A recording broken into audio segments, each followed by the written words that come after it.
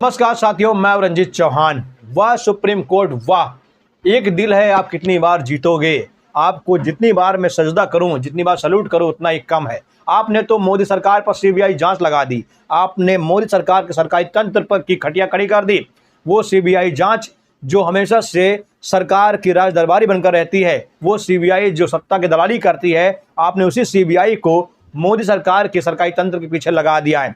मोदी के हजारों करोड़ों अरबों के घोटाले को उजागर कर दिया है। आपने तो वो करके दिखाया है जो आज तक किसी भी जज के अंदर हिम्मत नहीं हुई करने की। अभी तक कई बड़े बड़े जज आए, लेकिन किसी की हिम्मत नहीं हुई कि वो सरकार के खिलाफ खड़े हो सकें, सरकार के खिलाफ वो जांच बिठा सकें। लेकिन आपने एक ही झटके में सरकार की खटिया खड़ी कर दी। तो साथियों, मैं चाहूँगा कि इस खबर को ध्यान सुनिएगा। आप जानते हो कि हमारे देश में इस समय जुमलेबाजी जमकर चल रही है। ज़मीन पर काम कुछ नहीं हो रहा है, भ्रष्टाचार चरम पर है। बस सरकार, हमारे देश की मीडिया उसे दिखाना नहीं चाह रही है। भ्रष्टाचार तो ऐसा हो रहा है कि पूछिए मत। एक भ्रष्टाचार कोई करोड़ों में नहीं हो रहा है, बल्कि खरबों में अरबों में हो रहा है। और ऐसा भ्रष्टाचार दिल्ली एनसीआर में हुआ है, और वो भी सरकार की नाक के नीचे हो रहा है। हो सकता है कि सरकार के अंडर टेबल कुछ माल भी पहुंचता हो, इसलिए सरकारें अब तक चुप रही, सुप्रीम कोर्ट को इंटरफेयर करना पड़ा। तो साथियों, ध्यान से इस खबर को सुनिएगा। एनबीटी की एक रिपोर्ट है, लिखा है सुप्रीम कोर्ट के आदेश पर सीबीआई की बड़ी कार्रवाई, 47 ठिकानों पर छापेमारी, 22 एफआईआर दर्ज, जाने क्या है मामला। सीबीआई ने दिल्ली एनसीआर में बिल्डरों और वित्तीय संस्थानों के खिलाफ बड़ी कार्रवाई की है, जिसमें हजारों होम बायर्स को ठगा गया था। सुप्रीम कोर्ट के आदेश पर 22 एफआईआर दर्ज कर 47 ठिकानों पर छापेमारी की गई। यह कार्रवाई सबवेंशन स्कीम घोटाले से जुड़ी हुई है।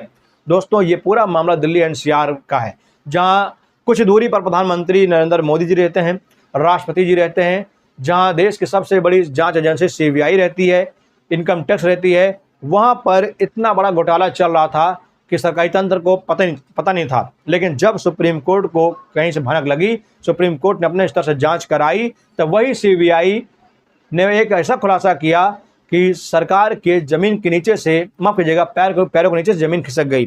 देखिए, खबर है कि दिल्ली एनसीआर में बिल्डर्स और फाइनेंशियल संस्थानों पर सीबीआई ने बड़ा एक्शन लिया है। सीबीआई ने हजारों होम बायर्स को ठगने वाले बिल्डर्स के खिलाफ कार्रवाई की है। सुप्रीम कोर्ट के आदेश पर अब 22 एफआईआर दर्ज कर 47 ठिकानों पर छापेमारी की गई। यह कार्रवाई सबवेंशन स्कीम घोटाले से जुड़ा हुआ है। इसमें बिल्डर और वित्तीय संस्थानों ने मिलकर होम बायर्स के साथ धोखाधड़ी की। सीबीआई बिल्डर फाइनेंस कंपनी को साठगांठ को बेनकाब किया है।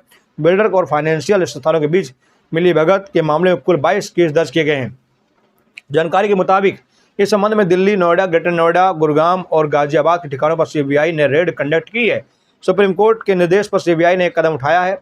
अधिकारियों ने कार्रवाई के दौरान विभिन्न आपत्तिजनक दस्तावेज समेत कुछ डिजिटल इलेक्ट्रॉनिक साक्ष्य जब्त किए हैं। सुप्रीम कोर्ट ने अपने आदेश में कहा है कि बिल्डरों और कुछ फाइनेंशियल संस्थानों के अधिकारियों के बीच साठगांठ है, जिसका कारण होम बायर्स को जानबूझकर एक फर्जी और जालसाजी वाली सबवेंशन स्कीम के माध्यम से फंसाया गया है। साथियों, अब देखिए सबसे अहम बात क्या है।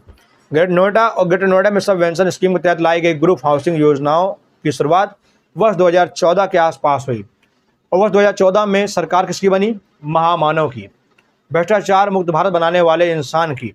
और उसके बाद से ये स्कीम लाई गई। इस योजना में धांधली के लिए कुछ बिल्डरों ने फर्जी दस्तावेजों के माध्यम से बैंकों में लोन पास कराए।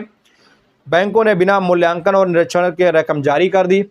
अधिकारियों के मुताबिक बिल्डर और बैंक के बीच अघोषित समझौते के तहत बैंकों ने बिल्डरों को लोन की पूरी राशि दे दी। शर्तों के तहत फ्लैट का कब्जा मिलने तक बिल्डरों को ही ईएमआई का भुगतान करना था, लेकिन कुछ समय बाद बिल्डरों ने ईएमआई देनी बंद कर दी। खरीदारों को फ्लैट भी नहीं दिए गए। इससे खरीदारों पर ईएमआई का बोझ आ गया और बड़ी संख्या में खरीदार डिफॉल्टर हो गए। साथियों, आगे देखिए। जनपद गौतम बुद्ध नगर समेत एनसीआर के लगभग 40 परियोजनाओं में हजारों फ्लैट खरीदार फंसे हुए हैं। नोएडा में स्पोर्ट सिटी घोटाले की भी जांच सीबीआई कर रही है। बीते एक महीने में 2 से 3 बार सीबीआई की टीम अथॉरिटी के ऑफिस में जा चुकी है।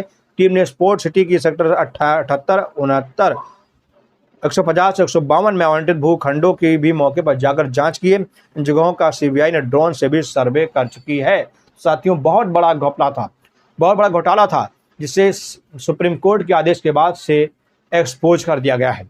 अब सोचिए, सुप्रीम कोर्ट अगर नहीं होता, सुप्रीम कोर्ट अगर दखलंदाजी नहीं देता, सुप्रीम कोर्ट अगर मर्दांगी नहीं दिखाता, तो ये सब कुछ होता रहता, चलता रहता, क्योंकि इनको रोकने की हिम्मत किसी में नहीं है। बहुत पावरफुल लोग हैं, किसी भी किसी भी कार्यपालिका के तंत्र में की हिम्मत नहीं है, सीबीआई हो, ईडी हो, सीआईडी हो, किसी के अंदर हिम्मत नहीं है कि वो इन सब मामलों में जाकर घुसकर जांच कर ले। लेकिन सुप्रीम कोर्ट के पास एक बीआर गवई है, जो एक अम्बेडकरवादी जज है, जो किसी डरता नहीं है, उसके अंदर वो दमखम है, तो किसी की भी खटिया खड़ी कर सकता है। उसने खड़ी करके दिखा दिया है। आप लोग की क्या राय है, कमेंट बॉक्स जरूर बताइए। जय हिंद, जय भारत।